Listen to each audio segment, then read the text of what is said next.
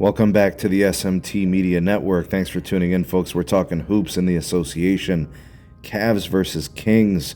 Game was held in Sacktown without Darius Garland for the Cavs, and the Kings reigned victorious 123-119 in a tough game. It was a game of runs. Basically came down to execution at the end of the game, where the margins are very, very thin, and it's a game of inches. And the Cavs just didn't look good at the end. They looked very good early on, especially defensively. They took a lead going into halftime, but the Kings came roaring back out of the locker room, storming in, scoring 43 points in the third frame. The Cavs just couldn't put away the Kings when they had their opportunities, and then the Kings actually wouldn't relinquish the lead until later in the fourth quarter. The Kings overall just shot better from three.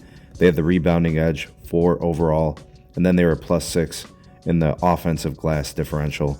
Turnovers were similar between the two teams, so it really wasn't that, but the Cavs just haven't rebounded the ball very well the last few games, and it's costing them in a lot of instances.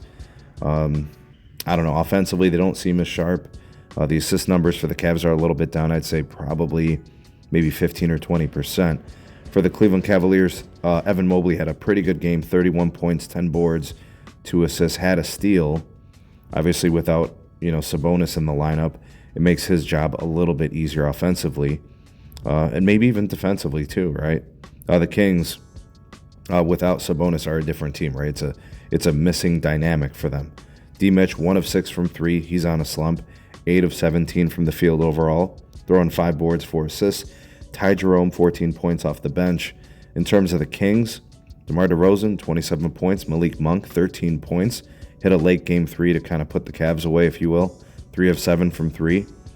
Devin Carter, 16 points off the bench.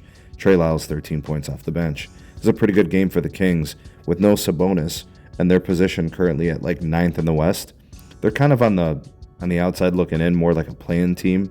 And of course, they traded away their best asset, and they've had, Sabonis with injuries throughout the year. It's it's a good win for them to beat a team as accomplished as the Cavs.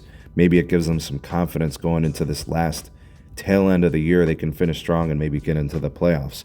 And then for the Cavs, I think it's a different situation. Now the Cavs with a 3-game losing streak, it appears that they're kind of eyes on the prize. It's more about resting their players, managing their minutes. Obviously they've got their eyes on a deep playoff run, so they're managing some of that stuff.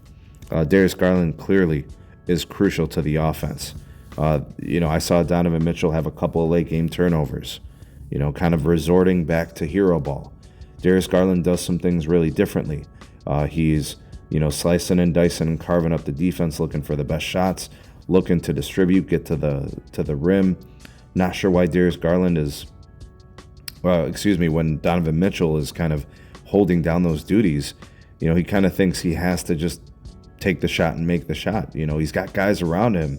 You want to move the ball around. That's what the DNA and the identity of these Cavaliers really is, right? So defensive rotations during this Cavs 3-game losing streak, they're not as crispy. They're not as clean.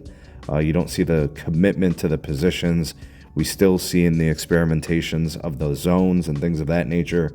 But again, I don't think this is something to worry about. I don't get worried about a few games. The Cavs obviously are not playing their greatest basketball.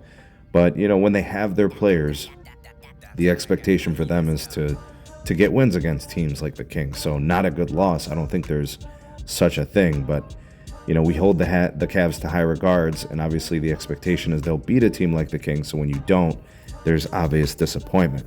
But anyways, we'll see how the Cavs bounce back in their next game, and we'll see what the Kings do the rest of the way. What's your takeaway from this game? Are you worried about the Cavs? A 3-game losing streak. Oh no, the sky is falling in Cleveland.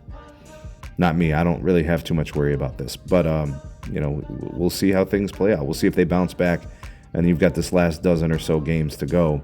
They'll be putting kind of the final touches on the season, looking to finish first in the East, possibly even the best record in the league. I think the Thunder now have the best record in the NBA. But give me your thoughts and opinions. Drop me a comment. Like, share, subscribe.